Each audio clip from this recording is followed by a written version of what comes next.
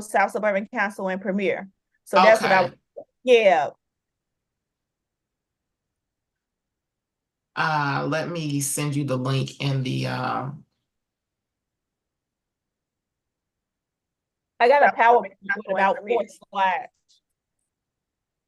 okay. Just 4 slides, 4 slides. I was calculating 10 to 15 minutes.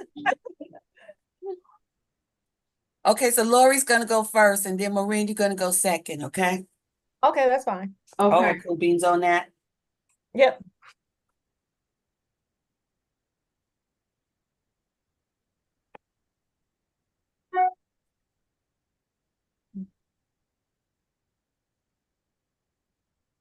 Okay. Just like So Marie, I'm gonna put this link, and that should give you the link to the when they click on the link, it should give the meeting notice, and when you put it on Facebook, it should give a preview of it. Okay. Because I was wondering, Mhm. I was like, I was trying to share it. Okay. My free Facebook friends. I know that's right. That's what we all do, right? Right. I am not a social media person, but then when I got the business, they was like, girl, you gotta have a social media here. I go, okay. Well, we are live on Facebook. I mean on YouTube. Okay. So if you want to add that, and Suzette, you let me know when you want to add everyone. And then Maureen, I'm gonna make you a co-host Okay. so that you can share your own slides. No problem.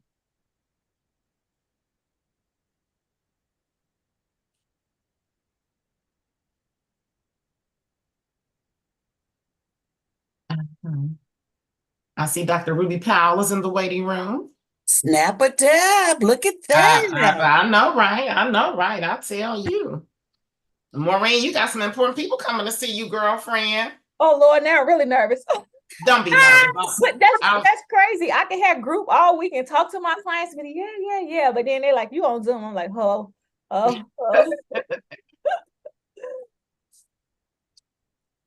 Do you want me Yes, to admit Dr. Ruby? Yeah, wait, something happened. I did something. What did I do? Frigga.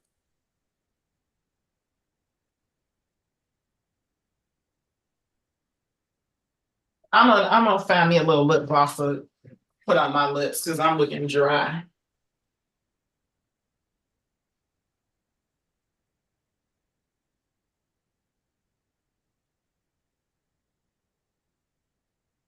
Okay. I'm gonna go to the restroom. I'll be right back. I'll be right back. Okay. That's what that extra 5 to 10 minutes is for. right.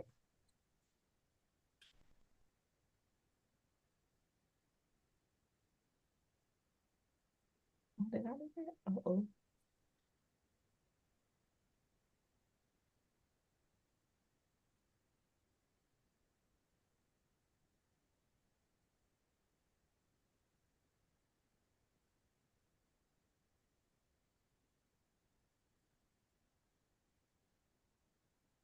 Hello.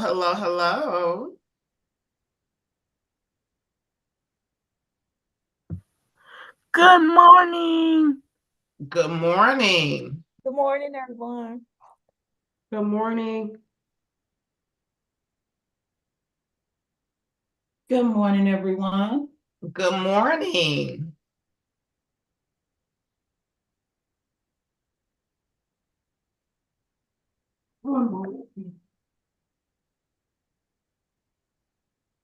I will also be your Waving back behind the at you, scenes Kimberly. person.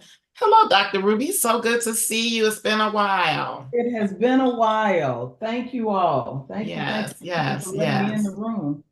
And I see we got Kevin Brown. Welcome, Kevin. Welcome, Kristen.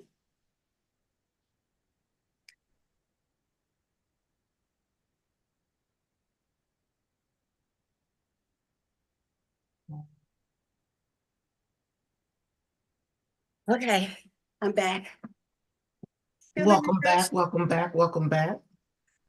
Okay, so we are on the side, and you're, oh, Kristen, Hey, Puddin' Kristen. Hey, Suzette. Hey, Miss Susan. Dr. Ruby Powell. Look at that. What's up, girl? Look what the cat drug in, right? Hey, Dr. Ruby. How are you, Hey. girl?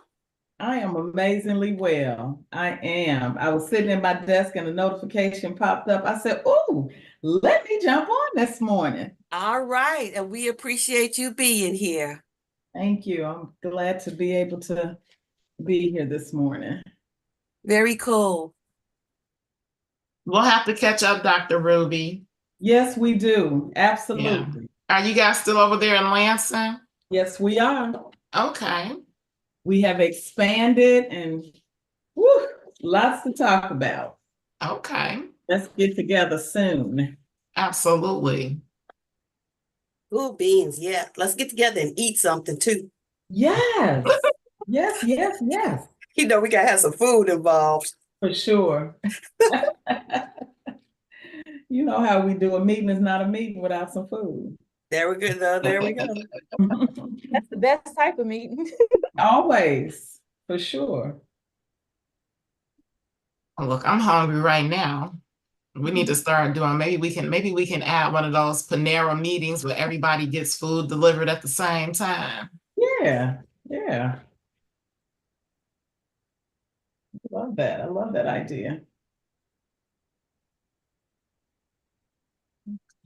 And just so you guys know, we are currently streaming live on YouTube. Okay. And we will make that available. It's going to be archived on the Family to Family page. And so you will be able to share it, especially from our wonderful presenters today. You'll have something to share within your networks, as well as we try to send a link out for those that weren't able to attend the meeting so they can still get the information.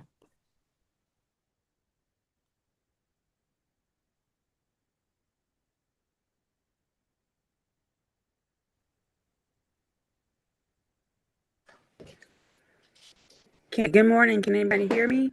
Good morning. Yes. Okay. Good morning, Ariel. I'm gonna make you co-host so you can help make sure we get the people in and out of the room.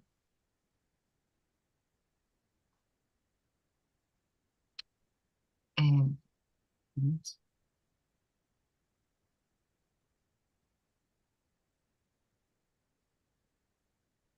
Mr. John Patterson is joining us.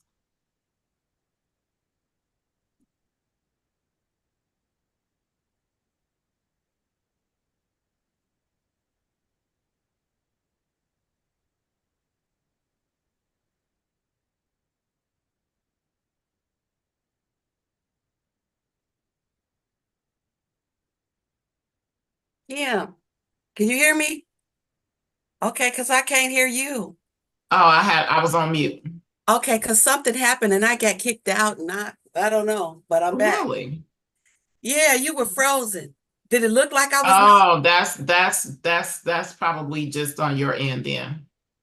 Oh, I okay. have low bandwidth. Okay, well, you know what? Let me just put this phone over here.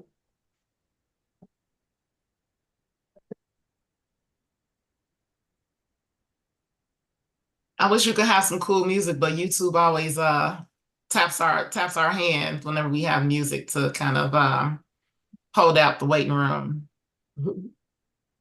I have to see if I can find some independent artist that can make me some original tracks.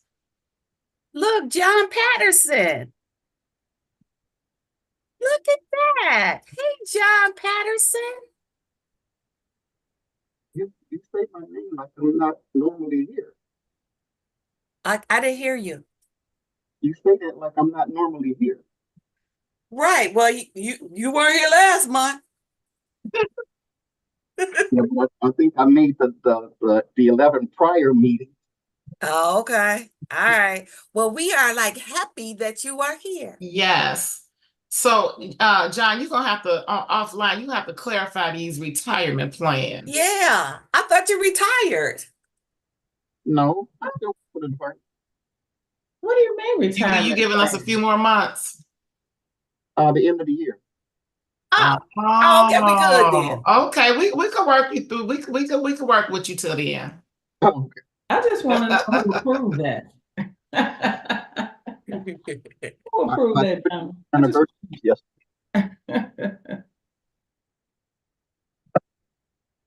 but I didn't get an anniversary present Uh, When was your anniversary? yesterday.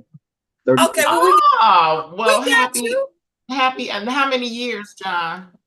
34. Oh my Whoa. God, you started when I was just a baby.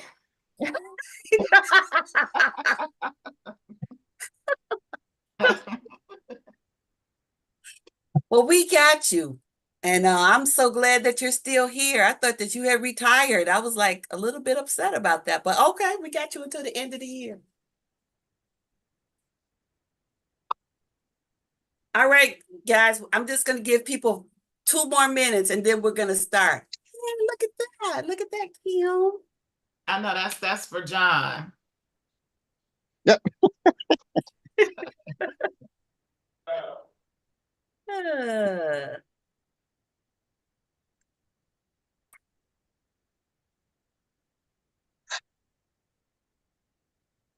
So I won't get us kicked off too.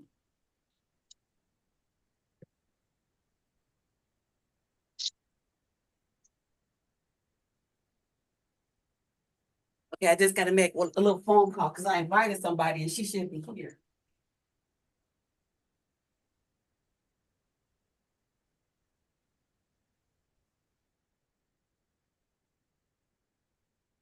So good to see everybody. And I see a lot of new faces as well. Good to see new faces, some familiar faces. Okay, so look at And we try to give people a few minutes just to kind of log in so that when we get started, where everybody's on the same page. Oh, Melissa. Melissa, if you're still on, you can go to your microphone button, and there's an option that says to switch to phone audio if that becomes a problem. And it will give you a telephone number that you can dial in and be part of the meeting through your phone. Okay. All right, Kim, let's get this party started. I love it that Kim is learning this technology. Yes, ma'am. Somebody has to. I see you. Mm-hmm. Somebody has to. Right. Okay, Kim.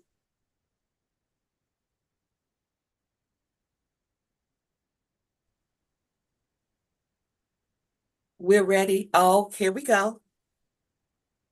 Okay. Okay. All right. Good morning. Good morning. Good morning. And I would just like to say welcome and thank you for joining our Zoom party.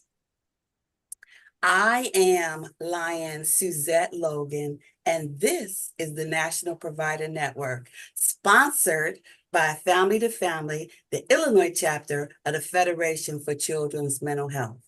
And this month, we are highlighting Alcoholism Awareness Month and substance abuse. At the National Provider Network, we strive to bridge the gap between people and resources, bringing together organizations, schools, and agencies to support the community, local and national.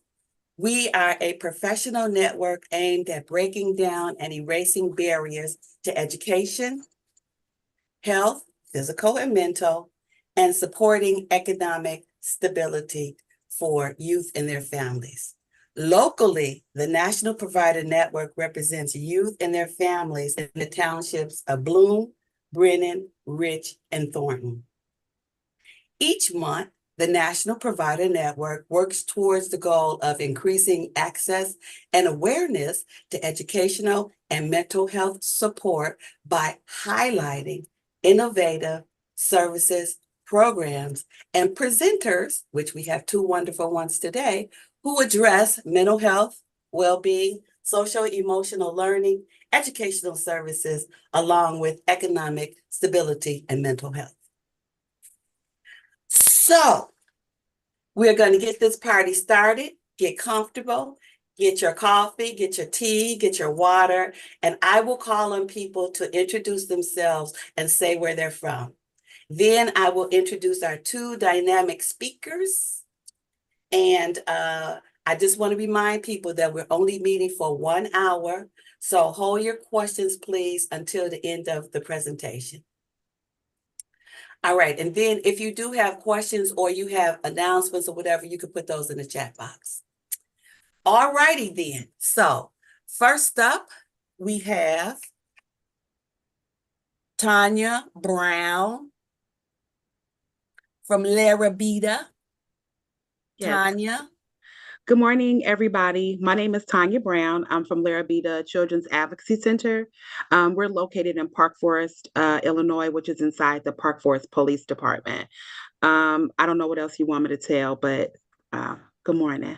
Well, that's good enough. And welcome, my darling. Thank you. Thank you so much. You're welcome. Next up, we have Ariel Donegan. Good morning, everybody. I am Ariel. I work with Northwestern University and we're also in partnership with DCS. So I work both, and I also work with Family to Family. All righty. Well, welcome, my darling. Next up, we have Kristen Hadley. Puddin'. Hi, my name is Kristen Hadley. I'm the founder CEO of Element Service CP and ADHD Networking Group. We are a networking group for people with disability. And I also am over the Disability Advocacy Department for Family to Family. All righty. Well, welcome. Next up, we have Dr. Ruby Powell. Dr. Ruby.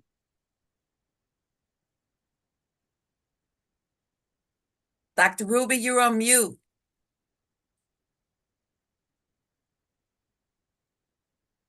Dr. Ruby.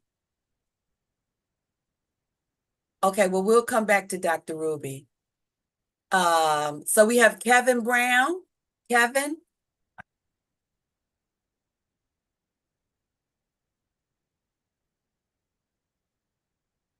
I don't know what's happening, but maybe people aren't they can't hear me. Can anybody hear me? I can.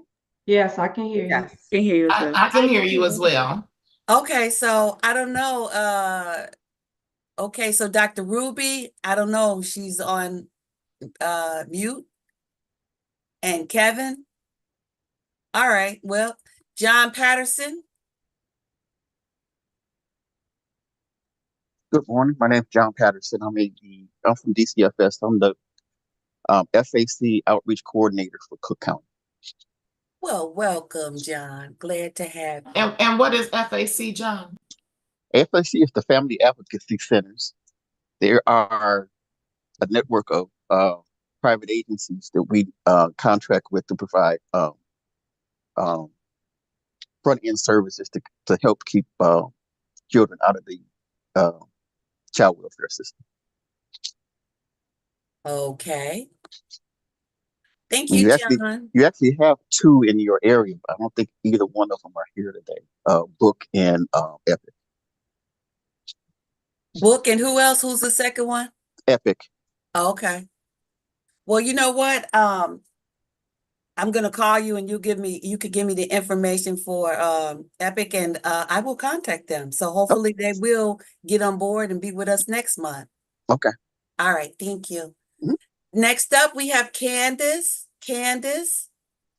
Hi, I'm Candace. I'm with the Cook County Department of Public Health. I'm a community mobilization coordinator. Yeah. Well, welcome. Okay, so you're with April and Kelly, huh? Yeah, I am. Okay, well, thank you, and thank you for coming. Yeah, glad to be here. Okay, good. Next up, we have James Flagg, my guy.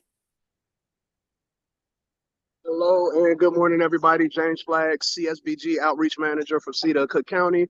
I'm in Bellwood getting set up for a community event, but happy to be here with you all. And Suzette, thanks again for the reminder. No problem. Next up, we have Sharon Rouse. Sharon? Good morning, everyone. Thank you, Suzette, for the invite. My name is Sharon Rawls. I am the president and CEO of Your Career Tapestry.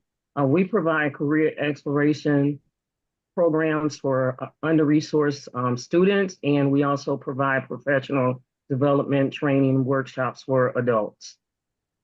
Well, welcome, my darling. Welcome. Thank you. Next up, we have Elda. Am I saying that right, Elda? Yes, you are. Hi. Hey. I am also from the Cook County Department of Public Health, same position as Candace, a community mobilization coordinator, and we're over at the community behavioral health unit. So very happy to be here.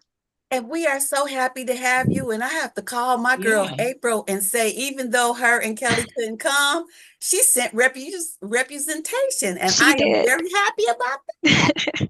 Thank you and welcome. Thank you. Okay, so next up we have Shanae. Hey, Shanae. Good morning, everybody. Shanae Wings from River Edge Hospital. River Edge is a freestanding psychiatric mental health, behavioral health facility for the lifespan, serving children as young as 4, all the way through adult seniors. We have inpatient and outpatient services. Well, welcome. Hey, girl. Hey. Okay, next up we have my girl Brooklyn in the house. You are too funny. I love you to death, Suzette. Hello, all to my friends. I'm so happy to be here. My name is Brooklyn Gervais, and I am a children's book author that focuses on social emotional wellness and strategies for children. Our book series is available on Amazon, shameless plug, and it is for elementary and junior high students. I am also the CEO and founder of the Kenna Foundation, which is a wellness organization, and we provide services primarily for girls in Tier 2 and on the cutting edge of Tier 3. It is the Born of Fire mentoring program, and we offer that to school districts. And along with that program are wonderful, enriching professional developments for administrators and teachers. Well, that is wonderful. And I just want to say thank you so much for being here, Brooklyn. Thank you for having me, Suzette. All righty. Next up, we have Isaac. Hi, good morning, everyone. My name is Isaac Marufo. I work as a community engagement manager here at the Cook County Department of Public Health. So yeah, April definitely sent a whole group of representatives. But great to be here. Look at that. And welcome, my darling. Look at that. Welcome, welcome, welcome. And it is wonderful to have you. All right. We're going to go back and see if Dr. Ruby Powell is off of mute. Dr. Ruby? Okay. Ruby's no longer in the meeting. Okay. And what about Kevin? Kevin Brown? Kevin? Okay. Well, we'll just move on. Next up, we have Melissa Box. Hello, I'm Melissa Hey. Box. I am with Family First Prevention Services at DCFS statewide, and I have joined now a couple times because I keep hearing great things about this group and what you guys are doing to keep everybody connected. So I just want to kind of stay in the loop and see, look for opportunities for partnership where we can. Well, thank you and welcome, Melissa, and thanks for the compliments. Okay. We do the best that we can, I tell you. That's great. Okay, next up, we have my girl, Gia Washington. Hey, Gia. Good morning. I am Gia Washington with Sertoma Star Services. I am with our community education program. Our agency provides programming to people who have intellectual and developmental disabilities. We also have programming to people experiencing mental health challenges anywhere on the spectrum, from where if you're just having everyday struggles to if you are having chronic and persistent mental health challenges. Well, welcome. Happy to see you, girl. Happy to see you too. Next up, we have Juan Medina. Now, this brother, I just met him yesterday at another meeting that I went to, and I invited him, and I am so happy that he could join us. This is his first time, so please, let's all make him feel welcome. Hey, Juan. Hey, Juan. Hi, how's it going? Thank you, Suzette. Yes, it's great to be here. As Suzette said, it's my first time being with you guys. It's Juan Medina I'm with Mercy Home for Boys and Girls. We're a residential program that's been around since 1887, so about 137 years or so. And we work primarily with private families. We work with young people between the ages of 11 to 24. And during the pandemic, we did close for a couple of months, and slowly we've been rebuilding. So when we reach total capacity, we'll be at 132 young people spots, right, beds. We're in the inner city. We're in the West Loop for the male identified youth, and the south side of Chicago at Beverly Morgan Park area for the female identified youth. We also have a mentoring program called Friends First. It's kind of like Big Brothers Big Sisters. But Suzette, thank you so much for the invitation, and it's great to be with all of you. Thank you. So happy that you could come, my brother. Welcome. Next up, we have Maureen Hall, my girl. I just want to say I'm so proud of her because I remember her before she started this organization, and I'm so proud of you, Maureen. Okay, I'm sorry. Thank you, Suzette. I appreciate it. Good morning, everyone. My name is Maureen Hall, and I am the owner and founder of Premier Treatment and Counseling Services. Premier Treatment is an addiction center, a treatment center for adults and adolescents beginning at age 13. We're located in Flossmoor. Well, welcome. And Maureen is one of our presenters today. And so I just want to say welcome, and you will hear from her later on. Next up, we have Lori Deal. Good morning, everyone. My name is Lori Deal. I am the Director of Central Intake and Admissions here at the South Suburban Council. We are a drug treatment facility with residential and outpatient services. Okay. Now, last but not least, we have Kimberly Haynes. And I just want to give a special shout out to Kimberly Haynes before she comes on to talk about herself or whatever. Kimberly is my lion sister, and she is the executive director of Family to Family and the CEO of National Provider Network. And without Kimberly, none of this would be possible. So a shout out to you, my sister. So happy to work alongside you. And Kim, if you want to say anything else, come on, girl. Suzette, you always see now you got me over here. I don't have anything to say, but I do want to welcome everyone to the meeting. As Suzette mentioned, I am the executive director of Family to Family Federation for Children's Mental Health. We are a family-run organization that was started to really empower the inclusion of youth and family voice in policy practices and programs. We specialize as an organization in organizational capacity building, strengthening community networks, and helping organizations build initiatives related to behavioral health and social and emotional learning. And this year, we're really looking forward to getting into the behavioral health workforce training space. We have a lot of the communities in the Southland don't have any resources. And so we're partnering with some of the people in this room today to really start going out and pulling people in, getting them trained for these jobs. We need prevention specialists, we need care coordinators, we need peer support workers and treatment counselors. So we will be reaching out and inviting people to walk alongside that journey. And Suzette, I appreciate you. She really is the wind beneath the National Provider Network.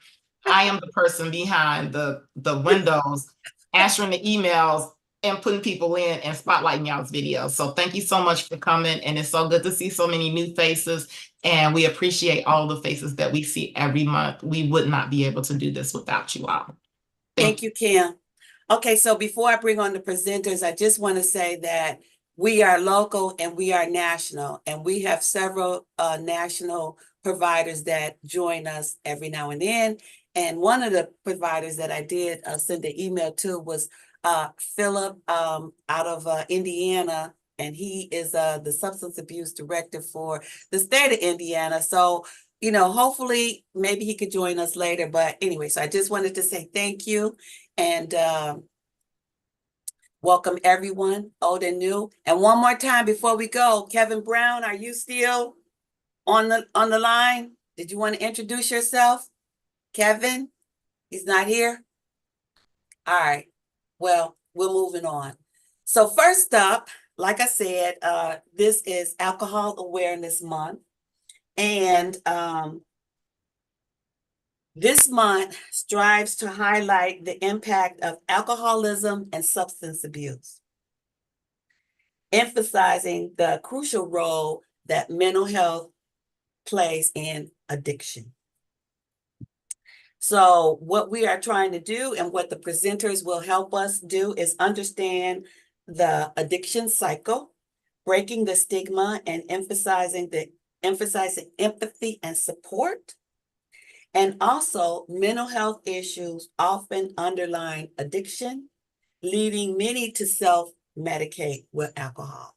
So first up, I would like to bring on Lori Deal, and she'll tell you a little bit more about herself, but she is with the South Suburban Council on Alcoholism. Lori, my darling, the floor is all yours. Thank you, Maureen. Good morning again, everyone. Again, my name is Lori Deal. I am a director here at the South Suburban Council. My main focus is central intake and admissions. However, I'm also the director of our new program, Stabilization and Transition Services. So I want to kind of take a little bit of time because everybody is pretty much familiar with inpatient, outpatient type of services. But I wanted to introduce the Stabilization Transition Services because this one is my what we call our pilot program. We've been in pilot since August of last year. So the stabilization program is really for people who are in need of treatment, but they also need in need of other social determinants of health. So what we do is we are currently partnered with law enforcement, crisis mobile units, hospitals, walk-ins, word of mouth, where people will come in, even if they're under the influence, we can take those clients into the program if they're homeless. So the fire departments have dropped people off in that program, and what we do is normally give them a chance to kind of dry out, shower, get them a bite to eat. They can stay here up to 3 to 5 days, and then we start working with them whether to get them a drug and alcohol assessment, or we start working with them as far as housing, and other social determinants of health that they may be in need of. So I'm so excited about that program because that program is a 24-hour day program. I do have staff where I have 7 staff members who are running that program for me, and they are all peer support specialists. Some of them are certified, some of them are not. So we're currently working with them to get them all certified so that they can continue to run this program because it is peer-led. So I'm very excited about that. We're currently looking for other organizations to work with, other law enforcement counties, other law enforcement cities to work with. And like I said, it's a 24-hour program. People need a place to go when they just need to really get off the street. So If anyone needs any other information about that program, please let me know. Again, it's a piloted program. We're doing really well. We've served over 300 people since August of 2023. So I'm very excited with the work that we do in that program. The average client that stays in that program really does go over into treatment. What we do want to do now moving forward is start working with other organizations to help meet a lot more social determinants of health. So we want to find shelters to work with. We want to find other housing places, mental health, food pantries, different places like that, because everybody that comes into that program does not have an actual a serious drug treatment. Some people may smoke marijuana. We don't do residential services for marijuana, but we will house them to try to find them somewhere to get those other services from. So everybody doesn't go over into residential. Some people are really here looking for housing, they're looking for shelters, they're looking for food pantries for their families. So if you all need any other information about that, please let me know. Again, that's one of our newest programs that we're serving so many communities, and people are being dropped off from all kinds of places, especially with that mobile crisis unit that we work with. So I'm excited about that program, probably because I run it also, but I'm also excited about the work that it's doing in the community, in the various communities. And we have met with so many law enforcement chiefs, sergeants, and they are so excited with the work that that program does. So again, if anybody needs information about the Stabilization and Transition Services program, please let me know.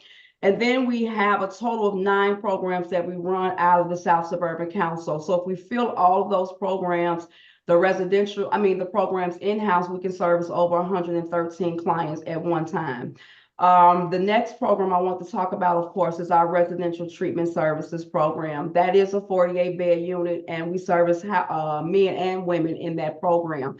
And so what we do is, while we have them in program where they should be getting 25 hours a week of group, which is didactic groups, we are now partnering with other organizations to bring in fun activities for the clients, where back when South Suburban Council first started, 1967, that wasn't really a thing to do. So what we want to do is incorporate more activities for clients. We want them to stay in treatment. We want them to remain on their road to recovery. And so we want to put those services in place before they even discharge from the program. So if you have an organization that's interested in partnering with us, can volunteer some time for those clients, whether it's working with women or the men or both, we would encourage you all to give me a call. I do run that program, that volunteer program as well. So give me a call. Let us know what you guys can help us with, even if it's 2 or 3 hours, maybe once a week, once a month. We would love to have you guys in here. We partner right now with faith-based organizations, yoga therapy, art therapy.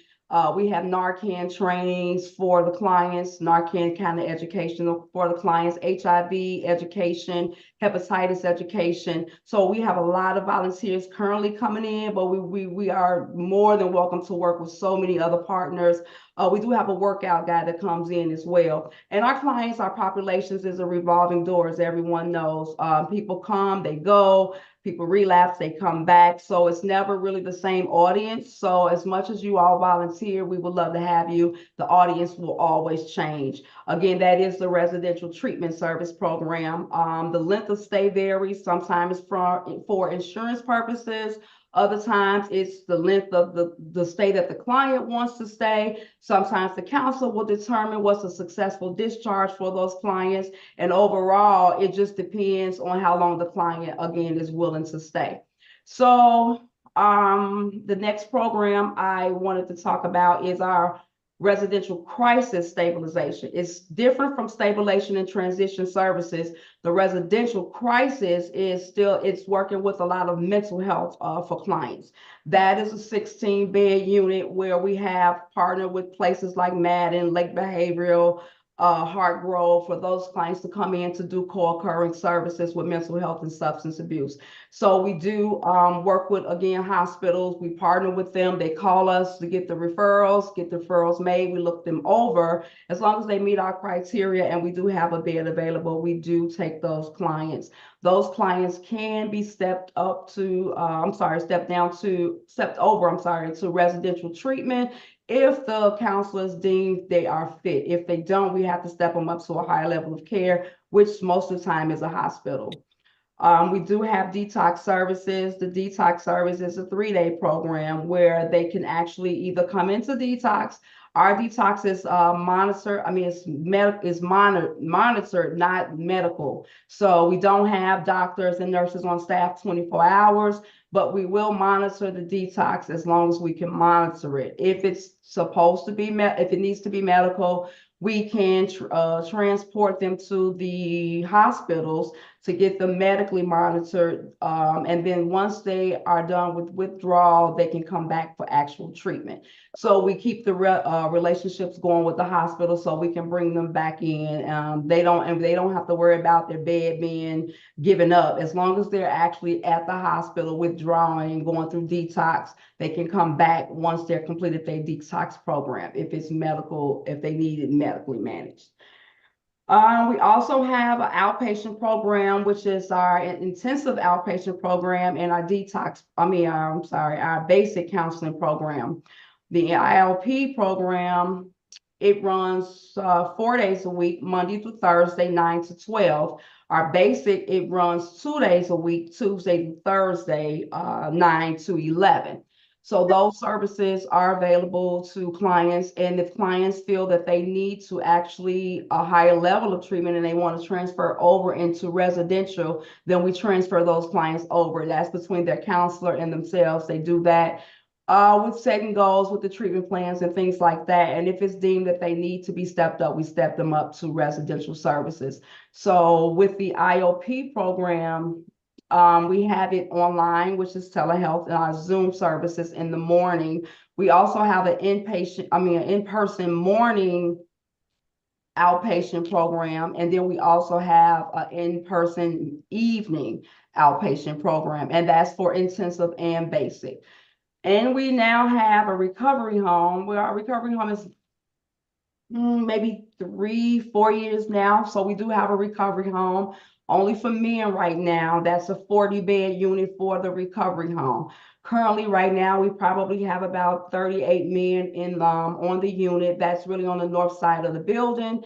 It's over on the unit for outpatient, because those guys that come over from inpatient, or if they've completed the outpatient program, they can apply to be in a recovery home. If they have not completed outpatient, one of the requirements to go into the recovery home, they must be in outpatient services. In that program, the recovery home, they can stay in that program 6 to 12 months. If they're being successful, they need to be volunteering or they can be working, but they must be doing something to remain in that program 6 months to 12 months. The recovery home also has a volunteer program where they don't have to just volunteer at the South Suburban Council. So if anyone is looking for volunteers, we do have guys who are looking for volunteer opportunities. Let us know. I can get anyone the information to our recovery home manager, Mr. Charles Frazier, if anyone needs any information working with the recovery home clients. Then we have DUI services. So our DUI services is the basic counseling, it's risk education, and it's the aftercare, which is the follow-up for clients. All of those levels of moderate, severe, or mild risk is determined by the courts, is determined by the attorneys, probation officers. They give us the information on how they want us to work with their clients. We get those things done for the Secretary of State so that clients can either get their license reinstated or not be reinstated.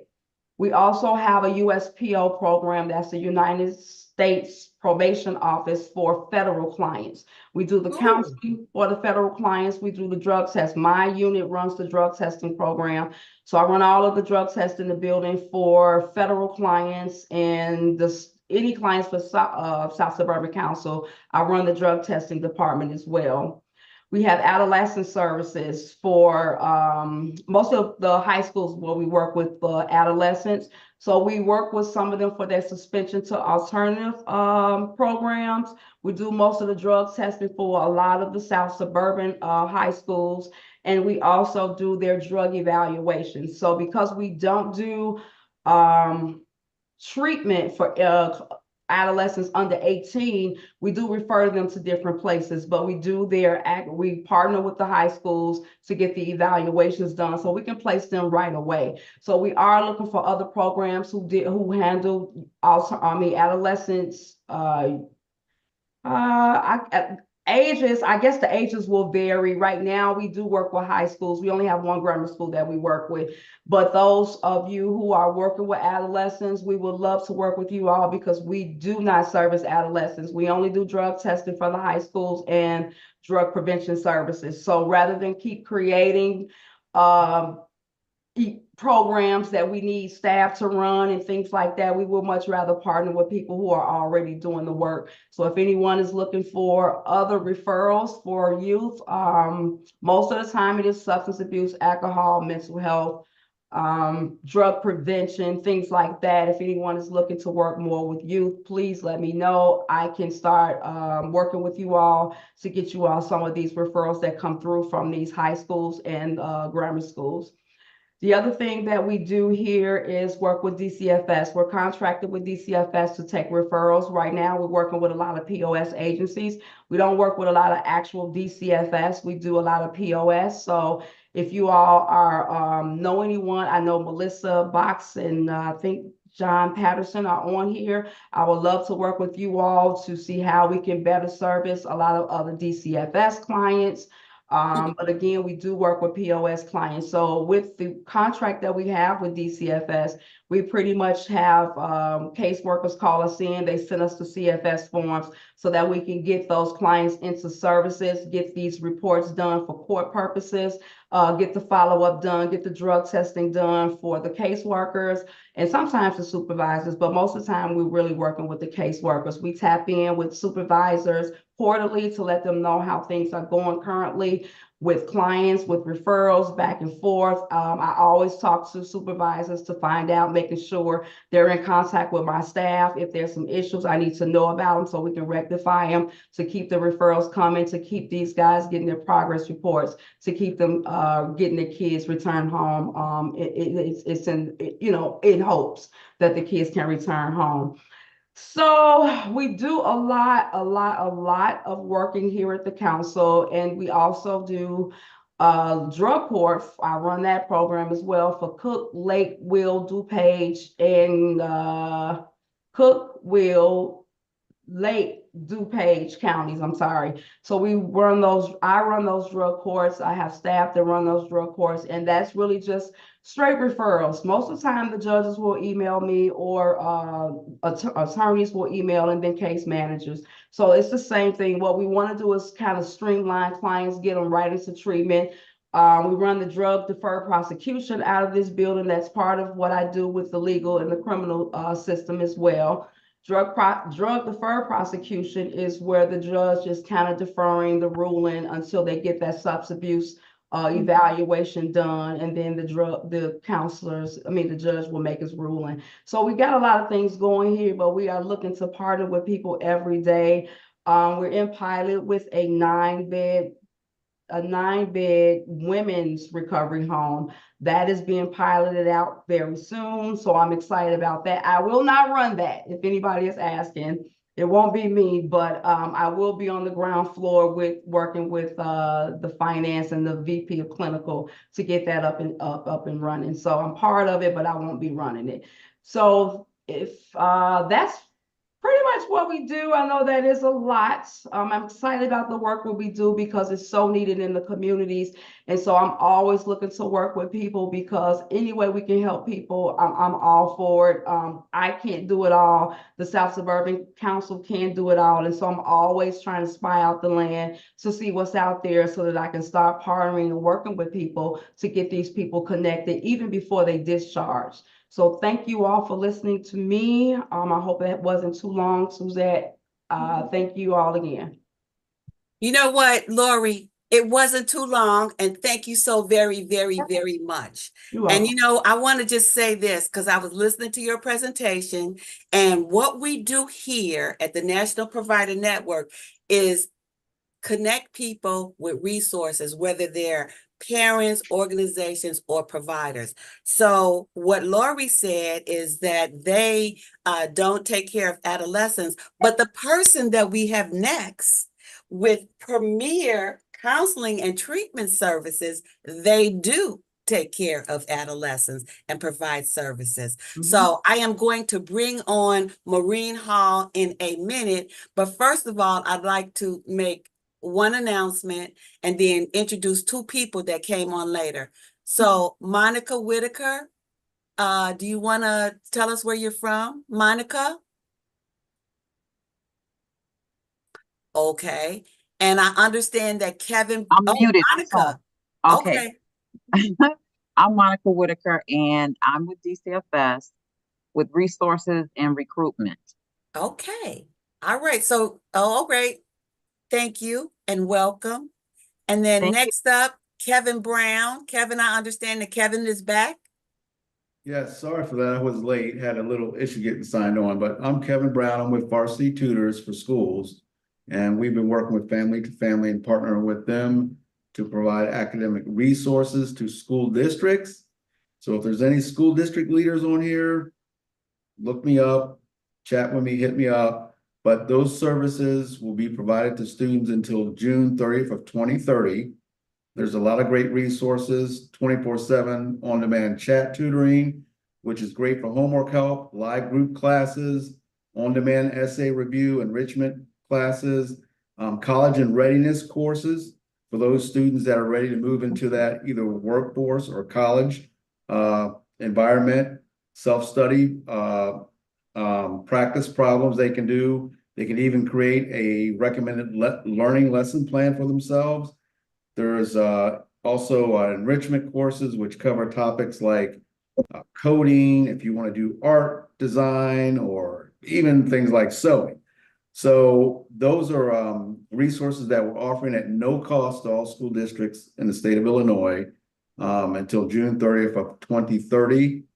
And it is up to the school district leaders to enable this and to get it implemented. So those of you that are in those districts that are looking for additional resources to support their kids at home or in school, I'll drop my information here and please reach out to me. Thank you. Well, Kevin, this is wonderful. I'm going to get your phone number from Kim so I could call you and talk to you, because I am thinking that you should be a presenter in the next couple of months, because all of those services that you talked about are absolutely wonderful. So thank you for joining us, Kevin. Would love to present. So okay. And I'm sorry, but as a side note, Suzette, Kevin is also one of our Lion brothers. All right, newly transferred into the Knights of Prevention and Education. Well, all right now. Welcome to the family, my brother.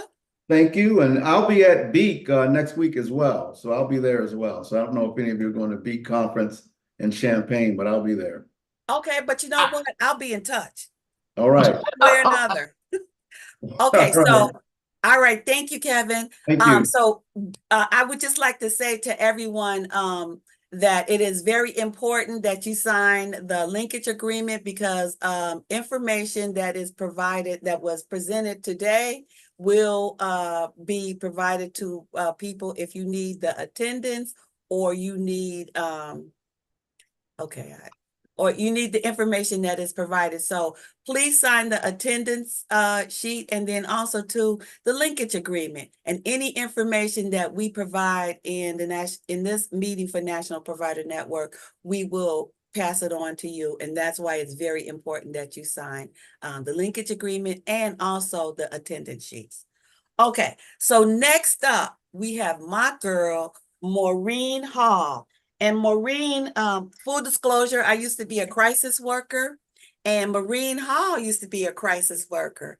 And she talked to me a couple of years ago about wanting to start her own business and open up her own agency. And I did whatever I could to encourage her.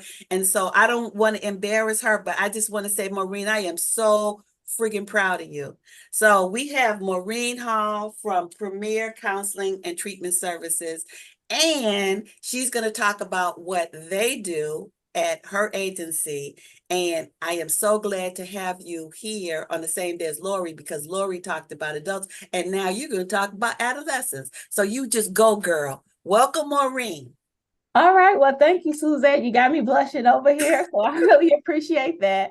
As Suzette stated, we met years ago. I was a former crisis worker in this land, right?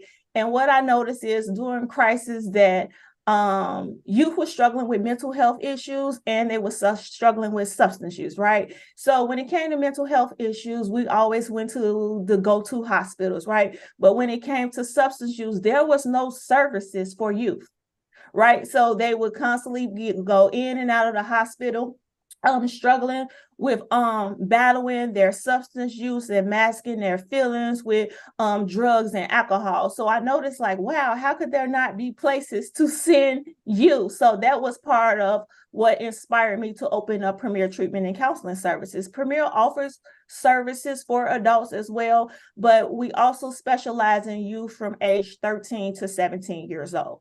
We offer anger management classes for adults and adolescents and DUI service providers. So this month is Alcohol Awareness Month. So I do want to touch on alcohol awareness and more so focus on as an adult and being a parent, how can I talk to my teen about substance? So I do have like a 1 minute and 33-second video that I want to show you guys, and I'm going to share my screen because I do have a PowerPoint. Yay. Okay. 1 minute and 33 seconds. Look at her. Okay. Oh, girl. Love it. All right. Can you guys see my screen? Yes. Okay. Yes. So as I stated, the month of April is Alcohol Awareness Month. So I wanted to start off with like some national summaries that there was an estimated of over 8 million ED visits related to alcohol use. Alcohol was the most prominent substance involved in substance-related alcohol visits. This was 2 times more visits compared to opiates or cannabis, right? So we all hear that, hey, we have an opiate crisis, a fentanyl crisis, but no one ever talks about how alcohol triples these crises that occur, right? So this is the thing. Alcohol, marijuana, and cigarettes all tend to be a gateway drug, right? These are the things that are legal. So when things are legal, when we think about youth and the youth mind, they think like, well, it's legal. It's okay to smoke. And I have to tell them, hey, you're 14, you're 15, you're 16. It's still illegal. You're not an adult. You know, and they're like, but it's legal, you know, so sometimes they get confused and don't have that understanding of what is legal, what is right, and what is wrong, especially now when it comes to substance, when in their mind, everybody's doing it, right? Hey, my mom smokes, my dad smokes, there's a smoke shop across the street from my school, you know, everybody's doing it. Hey, my favorite artist is engaging in this substance. This is what we are supposed to do. So they have all of these different peer pressures that they are exposed to that possibly increases their risk of engaging in a substance. So when we talk about alcohol use, not only is it just alcohol, there is also polysubstance, right? Among alcohol-related issues, 31% of them was due to alcohol with another substance, whether it was marijuana, whether it was cocaine, whether it was ecstasy, you know, all of these other different substances. So when they did this study took place from 2021 to September of 2023. 2 out of 3 teens tested positive for alcohol and cannabis. So this is just how these numbers are increasing with adolescents. All right, here's this video. So this video is going to talk about the effects of alcohol on the teenage brain.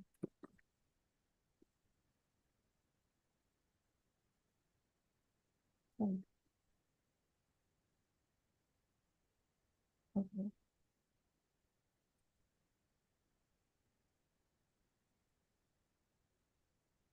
All right. Well, there are some technical difficulties with my video, so I'm going to bypass that. It's okay. Okay. So Maureen, yes. Maureen, click the little box at the top that says enable content. I don't see that. Wait, hold on 1 second. It's up on your left. Down, right? It's okay. To the Oh, to the okay. right. My thing was blocking it. I'm like, okay. Oh, there it go. When a young person drinks, they are doing serious damage to their brains.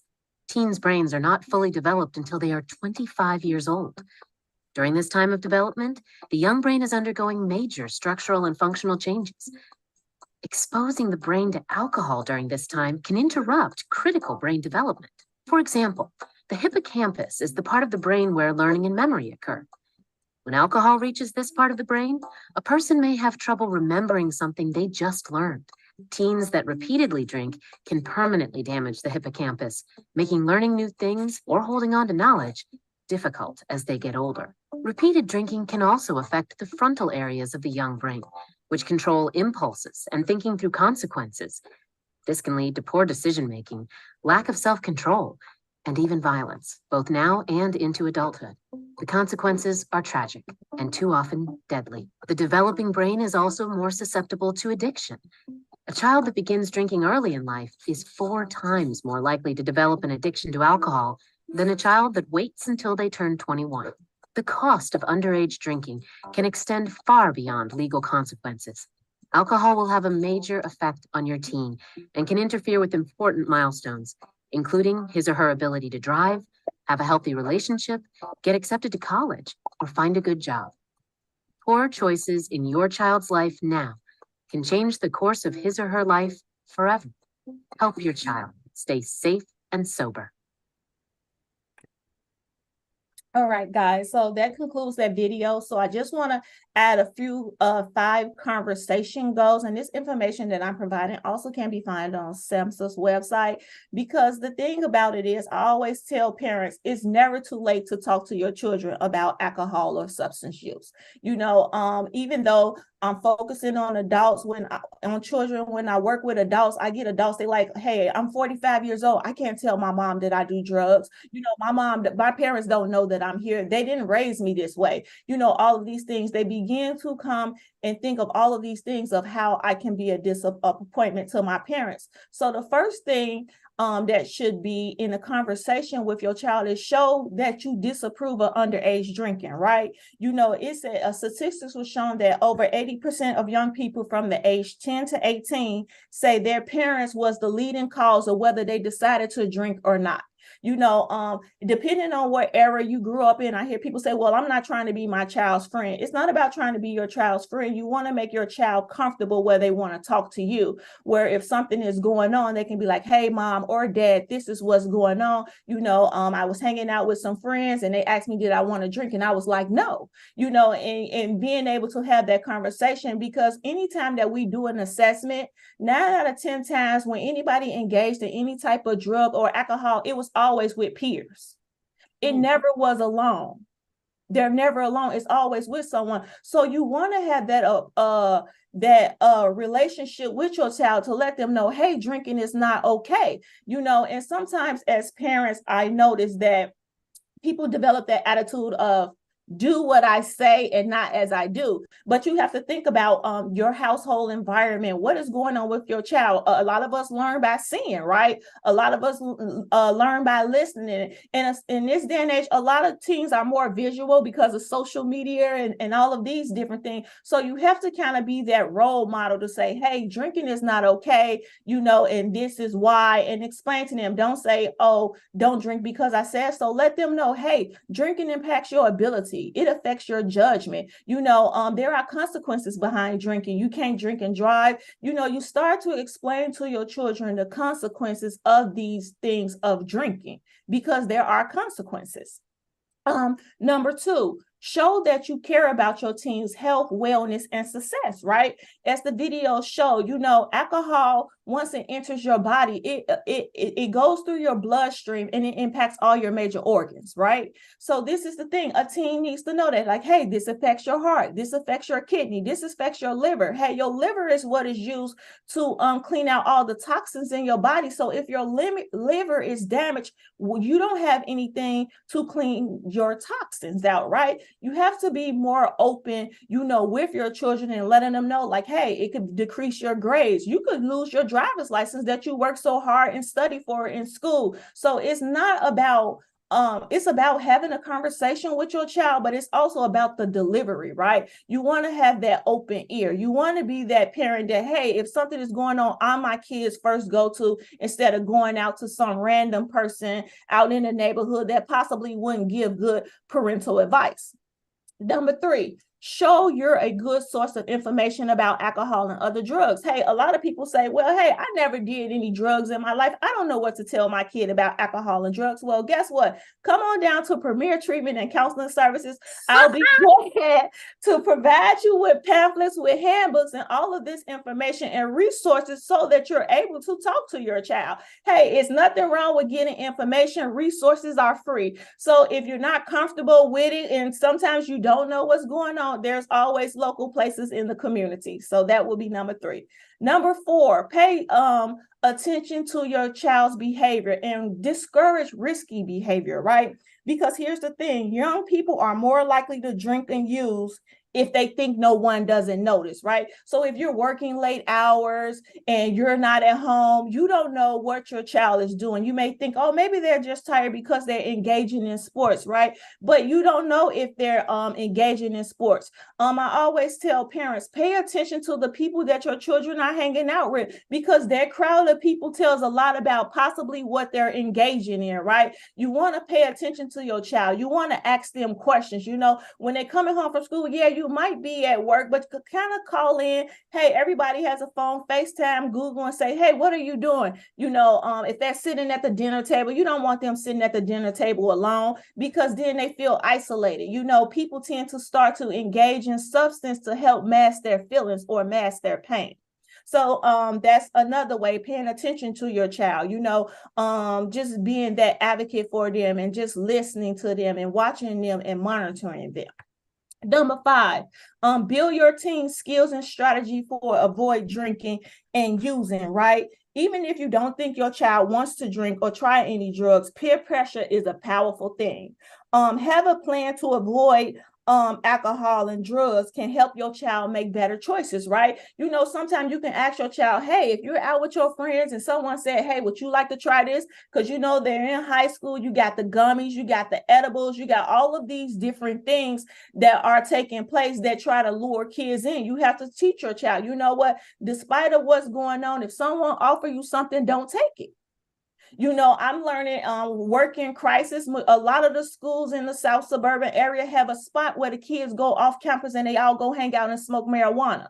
So when you think that you're giving your kids money for, hey, to go to Dunkin' Donuts, they're going to McDonald's in the morning. Actually, some of them, the ones that engage in substance, are putting their money together to go buy marijuana, and then they're going to get high before class. So you want to have that relationship with your team to say, hey, if you're pressured to do something, what do you do? I hear a lot of kids now, they're getting excited because Saturday is 420 day, right? You got signs that's advertising, hey, it's 420. They're making this as if this is a good thing to celebrate. This is something that you want to take a part of. So I constantly tell parents, you have to constantly talk to your kids and be open to your kids. And I want to say this, don't always think like, oh, not my child, because here's the thing, peer pressure is real. And even as adults, sometimes we're pressured into things that we don't want to do. So just have that open ear and have something put in place for your kid to be like, hey, say no. Or if they're in a comfortable situation, have a password with a code where they could text you, and then you can call that phone and be like, where are you? And they could be like, oh, this is my mom, I gotta go. Some type of strategy put in place to help children. Maureen. Okay, my last and final slide, and I'm also done. Get help now. Call today, Premier Treatment and Counseling Services, and floss more. So if there's any help or anything that you guys need, any assistance when it comes to adolescents or adults, please feel free to reach out. I'm always willing and open to give an open ear. I love talking and engaging, and I love my adolescents. So if you have any questions, please reach out. There's the number and my contact information. Thank you. Thank you so much, Maureen. So you know what? We have covered the full gambit if it is adults or if it is adolescents. And I just like to say with the South Suburban Council on Substance Abuse, they provide support not only to the South Suburban area, but Chicagoland area, Northwest Indiana, and the surrounding communities. So listen, a couple of things. I know we're running a little bit late, and usually I don't, but okay, we are running a little bit late. We have a short survey for people to fill out before they leave. Once again, it's very important for you to sign the attendance sheet and then also to sign the linkage agreement if you can. And then Kim, I'm just going to pass it on to you if you have some quick announcements, or if people do have announcements, they can put that in the chat box. And then if they have questions, they could put that in the chat box, and we will forward the information on to Lori or Maureen. Kim? Thank you so much, Suzette, and thank you, Lori, and thank you, Maureen, for those excellent presentations. I really appreciate the data. We have been looking at some of the issues around substance abuse, so especially amongst kids, and I literally just looked at the Illinois Youth Survey results that shows that 11% of 10th graders and 21% of 12th grade students based on their survey results, would probably be eligible for treatment services. So I'm a real big advocate in making sure that we're making a difference between preventing abuse and actually acknowledging that these are some very real issues. I do want to have one announcement. So as Suzette said, it's very important for you guys to do the attendance sheets as well as the agency linkage agreements, because we do also get a lot of opportunities to recommend connections between providers. So when we're doing outreach and we're sitting in on these meetings for other networks, and the conversation is always coming up, how can we help build capacity for these services in our communities? So we go to our attendance sheets and we go to the linkage agreements, because that tells us who's doing what, and we've got all your information to make that referral. And also we use your attendance sheets to know who to send information to after the meeting. And there's another resource that I want to add that we didn't get a chance to get to, that presenter wasn't available today. But there's a program called Camp Mariposa, and it's actually a free weekend camp for children who have been impacted by substance use or alcoholism in the home. They come, they bring the kids out every week, they teach them resilience skills, they do prevention education with them, and it's absolutely free. It's up in Wisconsin, and they provide transportation, and they also bring the parents out for parent events. So I'll share that information with everyone. And then please be on the lookout. We are working very diligently to kind of take this land to the next phase, where we can have some more strategic alliances amongst everybody. I know we always get a lot of people who want to make these connections, and we want to be able to support that. We're finding that a lot of programs aren't at capacity because they're struggling to actually get people into the doors. And so I think that's a space that we can really kind of help kind of get the people into these services. So we know who we all are, but we got to get the people from the community into these services. So I am very happy that we have such a robust network of people who provide so many very beneficial services. I can say that we have a very compassionate group, people who really care about what they do. And for us, to me, that's the most important thing. When I tell somebody about a service, I want to know where I'm sending them to, and I want to make sure that when they get there, people are going to take care of them. So I appreciate you all for all of your hard work. Suzette, again, another fantastic meeting. We will be sending out the link. We're all live on YouTube, so that's an excellent thing. So I'll be sending that out, and you can now share your presentations in your own network. So thank you very much, and we will see you next month. I'll turn it back to you, Suzette. Okay, so I just want to say this, next month, which is National Mental Health Month, we will have a parent who will be talking about her journey with her son who unfortunately committed suicide. So it is probably going to be very heartfelt, but we would love for everyone to come back out to participate next month. So have a great weekend. If you have any questions, most of you know my email. You can send them to me, or you can send them to Kim, or you can send them to the National Provider Network. Thank you so very much. Have a great day and have a great weekend. Thank you, guys. Have a great one. All right. Bye-bye. Okay.